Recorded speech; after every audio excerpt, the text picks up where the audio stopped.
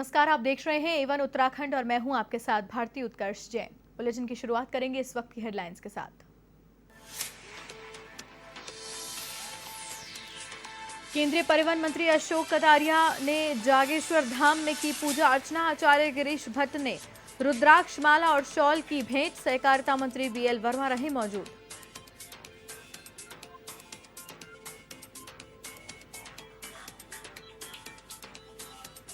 देहरादून में 100% कोरोना टीकाकरण को लेकर प्रशासन मुस्तैद। स्वास्थ्य विभाग ने शुरू की अनुपम पहल।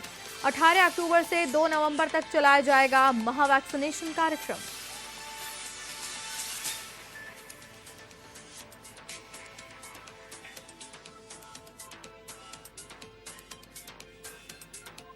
हरिद्वार में लखीमपुर खीरी हिंसा का विरोध। दशहरे पर भारतीय किसान यूनियन ने फूंका गृह राज्य मंत्री मिश्रा का पुतला। केंद्र सरकार पर भी साधा निशाना।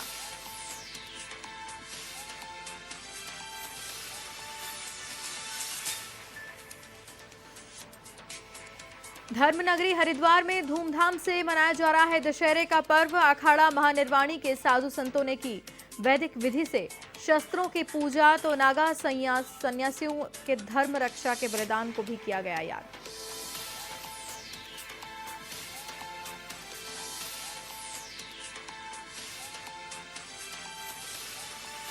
और हरिद्वार के मंगलौर में रफ्तार का कहर। फ्लाईओवर पर टेम्पो और ट्रैक्टर ट्रॉली की भिड़ंत। टेम्पो सवार 1 दर्जन लोग घायल, 2 की हालत गंभीर।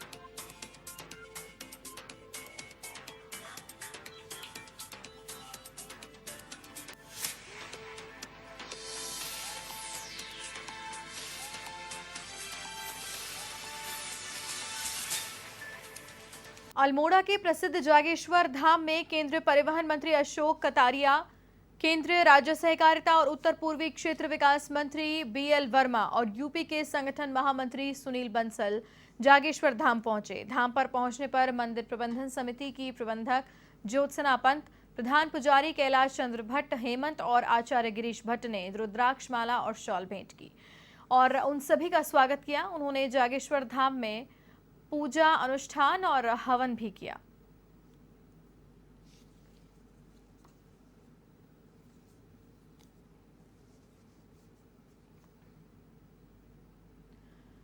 धर्मनगरी हरिद्वार में दशहरे के पर्व बड़ी धूमधाम के साथ मनाया जा रहा है। कनखल स्थित श्री पंचायती अखाड़ा महानिर्वाणी के साधु संतों ने वैदिक विधि विधान के साथ शस्त्रों की पूजा अर्चना की।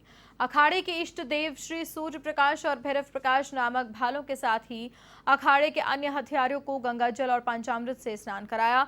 महानिर्वाणी अखाड़े के सचिव महंत रविंद्रपुरी महाराज ने बताया कि हजारों वर्ष पहले आदि गुरु शंकराचार्य ने अखाड़ों की स्थापना की थी। महानिर्वाणी अखाड़े के नागा सन्यासियों ने सनातनी मठ मंदिरों के साथ धर्म की रक्षा के लिए कई युद्ध भी लड़े थे।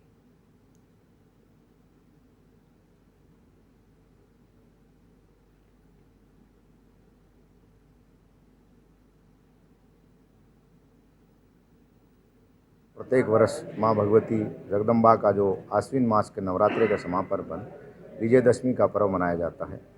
बुराइयों के प्रतीक रावण, कुंभकर्ण और मेघनाथ का दहन भगवान श्री राम के द्वारा लंका विजय प्राप्त हुई, तो उसी के उपलक्ष्य में विजयदशमी का एक पर्व मनाया जाता है। शास्त्रों में निहित है, देवताओं का जब पूजन होता है तो उनके साथ में शस्त्रों का भी पूजन होता है।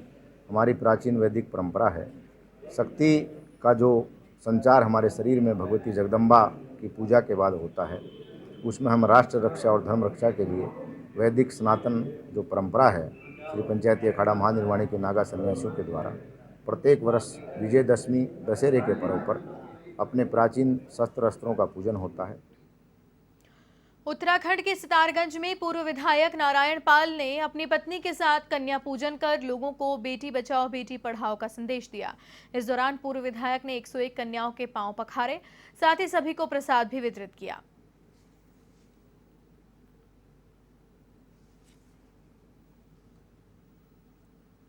और ये 9 दिन बहुत पवित्र माने जाते हैं। आज ये जो 101 लोगों का जो बालिकाएं हैं, मैंने 15 साल से नीचे की जो बालिकाएं हैं उनको बुलाया था, उनको पूजा, उनके पैर धोए, एक संदेश दिया, बेटी बचाओ बेटी पढ़ाओ और बेटियों को सुरक्षित रखो। ये एक संदेश दिया। मेरी पत्नी कामनी पाल जी भी आई थी और समाज के बहुत सारे लोग यहाँ थे और ये सभी उस क्लास के बच्चे हैं जो जिन्हें बहुत ही ज़्यादा सुविधाएं और बहुत ही ज़्यादा जिन्हें अवसर नहीं मिलते हैं। बच्चों को सम्मान देंगे तो बच्चे राष्ट्र के लिए, समाज के लिए, देश के लिए काम कर सकते हैं। दिनेशपुर में दर्पण विसर्जन के बाद पंडितों ने विधिवत मंत्रोच्चारण के साथ दुर्गा पूजा का समापन किया। महिलाओं ने नम आंखों से मां को विदाई दी। इस दौरान महिलाओं ने देवी मां को सिंदूर लगाकर पूजा अर्चना भी की। साथ ही सिंदूर की होली खेलकर महिलाओं ने मां से पति की दीर्घायु की कामना भी की।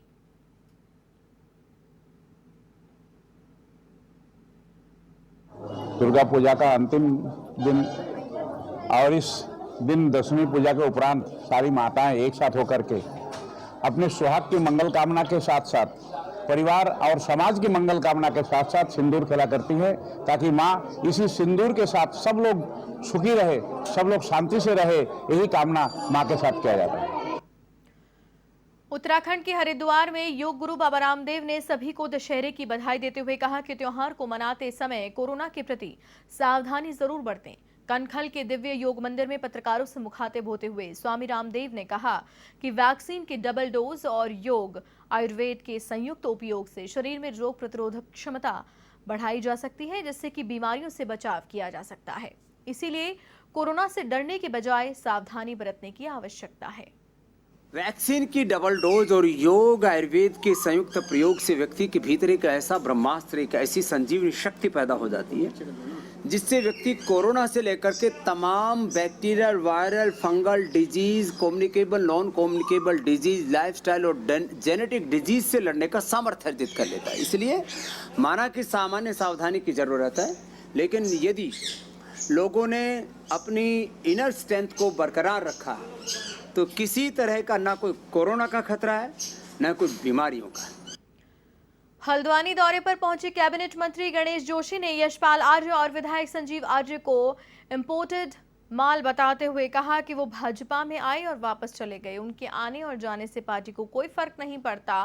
मंत्री गणेश जोशी ने कहा कि Bharatiya Janata party cadre based party है। भारतीय जनता पार्टी का कोई भी विधायक कभी कांग्रेस जैसी पार्टी में नहीं जाएगा। उन्होंने कहा कि कुछ लोगों के काले झंडे दिखाने से मंत्री होते हुए यशपाल डर गए और उन्होंने पार्टी बदल ली। ऐसे लोग इसी तरह दल बदल करते रहते हैं। आपको बता दें कि 2017 के विधानसभा चुनाव से पहले यशपाल आर्य ने कांग्रेस का हाथ छोड़कर अपने बेटे संजीव आर्य के साथ बीजेपी का दामन थामा था और इसके बाद 2017 में यशपाल आर्य बाजपुर और उनके बेटे संजीव आर्य नैनीताल विधानसभा सीट से चुनाव लड़े थे और जीते थे। यशपाल आर्य को बीजेपी सरकार में कैबिनेट मंत्री भी बनाया गया था।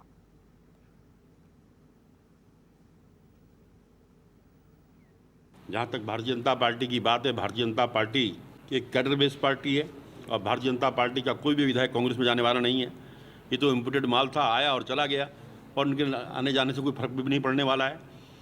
सिर्फ एक घेराव देखकर ये देखकर कि साहब मेरा घेराव हो गया, मुझे काले झंडे दिखा दिए, इतने में हवा निकल गई और दूसरा रास्ता चुन लिया। व्यक्तिगत रूप से मैं उनका बहुत सम्मान करता हूँ, भले आदमी हैं, लेकिन बेहतर होता वो यहाँ पर रहते, लेकिन उनके जाने से कोई फर्क पड़ने वाला नहीं है। लश्कर में पुरानी पेंशन बहाली संयुक्त मोर्चा के कार्यकर्ताओं ने सरकार की नई पेंशन व्यवस्था का विरोध किया है।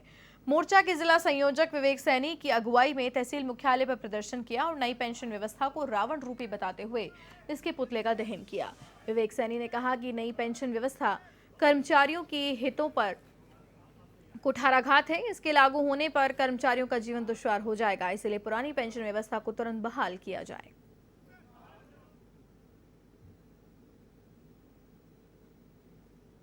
वर्तमान में हम सबको पता है कि सरकार ने हमारी जो पेंशन है, जो हमारे बुढ़ापे का सहारा है, वो समाप्त कर दी है।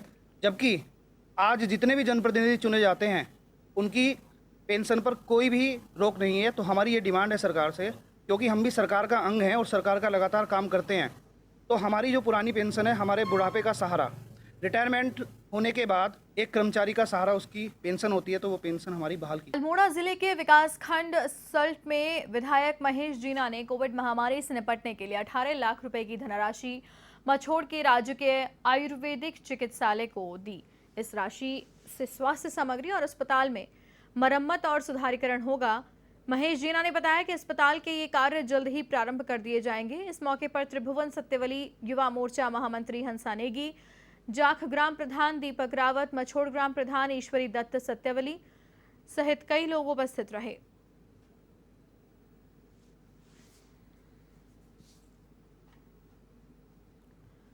हरिद्वार के भगवानपुर में लखीमपुर खीरी हिंसा के विरोध में भारतीय किसान यूनियन बेदी ने गृह राज्य मंत्री अजय मिश्रा का पुतला दहन किया। यूनियन के पदाधिकारियों का कहना था कि एक तरफ केंद्र सरकार खुद को किसानों की हितैषी बताती है और दूसरी ओर लखीमपुर खीरी जैसा काम करती है। कार्यकर्ताओं ने बताया कि जिस तरह से रावण को अहंकार था और विजयदशमी के दिन उसका पुतला दहन किया जाता है, वैसे ही किसान यूनियन ने भी अजय मिश्रा का पुतला दहन किया है।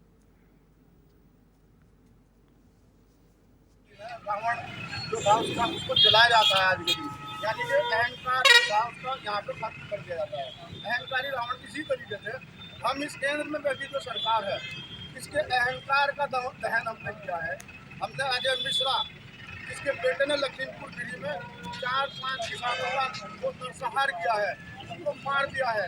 इसके गिरफ्तारी की मांग को लेकर हमने आज एक पुतला दहन किया है।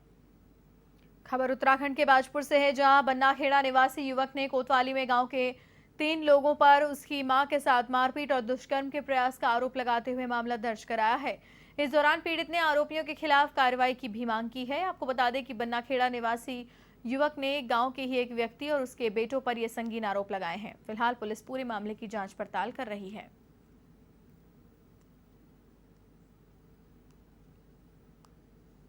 क्षेत्र का मामला है। इसमें एक तहरीर प्राप्त हुई है, इसमें एक महिला के साथ मारपीट और बलात्कार की घटना का वर्णन किया गया है।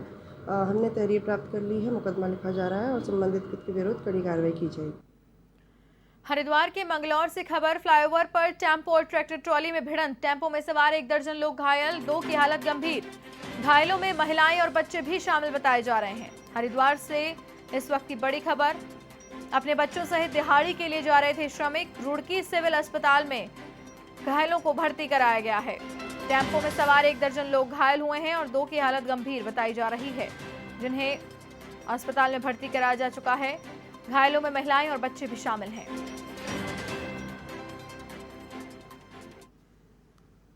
हरिद्वार के भगवानपुर का औद्योगिक क्षेत्र लोगों की जान के लिए मुसीबत बनता जा रहा है, जहां केमिकल युक्त पानी को जमीन में डालने से लाखों लीटर पानी अशुद्ध हो रहा है। कार्रवाई से बचने के लिए फैक्ट्री संचालक केमिकल युक्त पानी को नालों में डालकर बोरिंग के जरिए जमीन में पहुंचा रहे हैं। नगर के लोग इस दूषित पानी पीने को मजबूर हैं, तो वहीं मौजूद ग्रामीणों का आरोप है कि कई बार फैक्ट्री संचालकों से इस बारे में बात करने की कोशिश भी की गई, लेकिन वे उन्हें अपने रुतबे का रौब दिखाकर भगा देते हैं।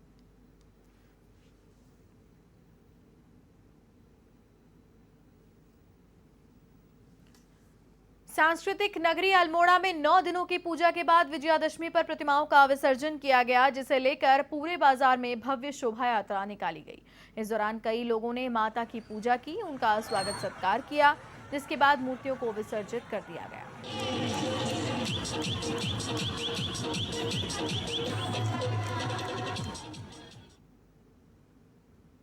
यहाँ कई जगहों पर 9 दुर्गाएं बनाई जाती हैं और ये परंपरा कई वर्षों से यहाँ चली आ रही है। और आज 9 दिन के व्रत के बाद हम आज माता का विसर्जन करने वारब पुल के पास जाते हैं और वहाँ माता का विसर्जन किया जाता है पारंपरिक ढंग से।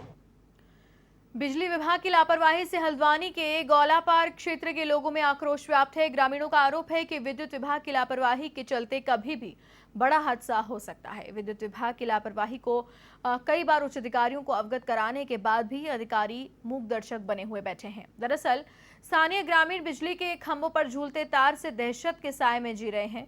ग्रामीणों का कहना है कि गौला पार्क के खेड़ा के अलावा कई अन्य गाँव के ऊपर से बिजली विभाग की हाई टेंशन लाइन गुजर रही है।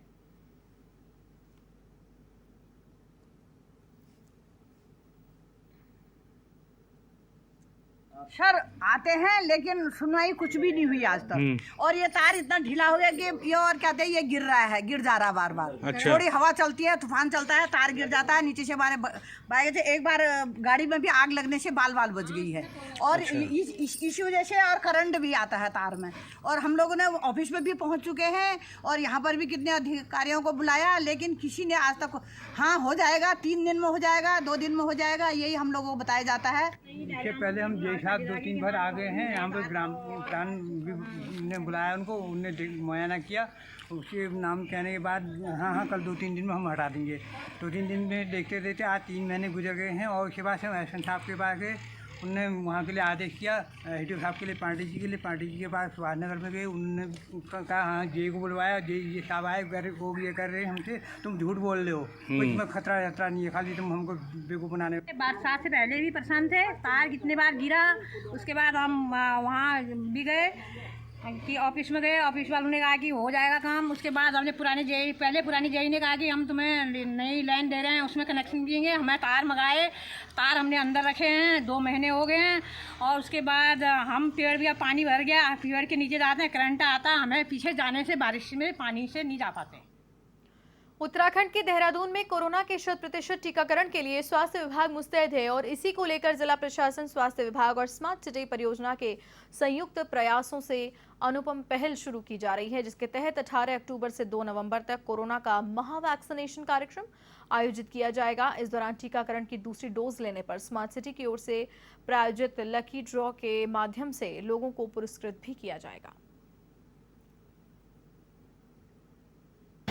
देखिए, अभी त्यौहार सीज़न में अभी दशहरा से लेके दिवाली के पीरियड तक जो है काफ़ी लोग बाहर भी आएंगे और काफ़ी जनसंपर्क भी होगा। तो इसी के मद्देनज़र जो है लोगों को सेफ रखने के लिए और Covid vaccination status double dose को खासकर बढ़ावा देने के लिए जिला प्रशासन और स्मार्ट सिटी मिलकर हम लोग एक मैसिव वैक्सीनेशन कैंपेन भी चला रहे हैं जनता की सहूलियत के लिए। और इसमें हमने स्लोगन दिया है कि त्यौहार का तभी मज़ा है जब सबको दूसरा डोज लगा है। तो इसके तहत 18 अक्टूबर से लेके 2 नवंबर तक जो भी अपना सेकेंड डोज वैक्सीनेशन करवाएगा और वो कई प्राइसेस पाने का हकदार होगा लकी ड्रॉ के माध्यम से। कुछ प्राइसेस हमने रखे जैसे इलेक्ट्रिक स्कूटर है, फ्रिज है, टीवी है, मोबाइल फ़ोन्स हैं, स्मार्टफोन्स हैं, टैबलेट्स हैं। उत्तराखंड के लालकुआं में आगामी त्योहारों पर शांति व्यवस्था बनाए रखने के लिए प्रशासन ने कोतवाली परिसर में शांति समिति की बैठक आयोजित की और इस दौरान उप जिलाधिकारी मनीष कुमार सिंह ने सभी से त्योहारों को भाईचारे और सौहार्दपूर्वक मनाने की अपील की। साथ ही हर व्यक्ति को सचेत रहने की हिदायत भी दी गई।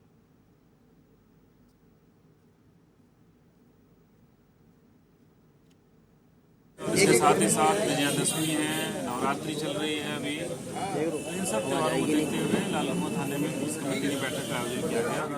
सभी समुदाय, सभी धर्म के लोग इसमें उपस्थित हुए और सबके सुझाव लिए गए और साथ ही साथ सभी को यही हिदायत दी गई कि चूँकि इस समय 2 तरीके से बचना है, एक तो कोरोना से और दूसरा जो है किसी प्रकार की जो है अव्यवस्था से, अशांति से शांतिपूर्वक सभी लोग मनाएं और सबका त्यौहार अच्छा चले। इसमें बैठक की गई और सभी लोग आगामी अपने त्यौहार हैं, इसी के रिलेटेड हमने जो है विभिन्न समुदाय के लोगों को जानकारी के आपस में उनके जो इशूज़ हैं वो सुने गए। आश्वासन दिया गया कि जो हमारे त्यौहार हैं अच्छे से आयोजित किए जाएंगे।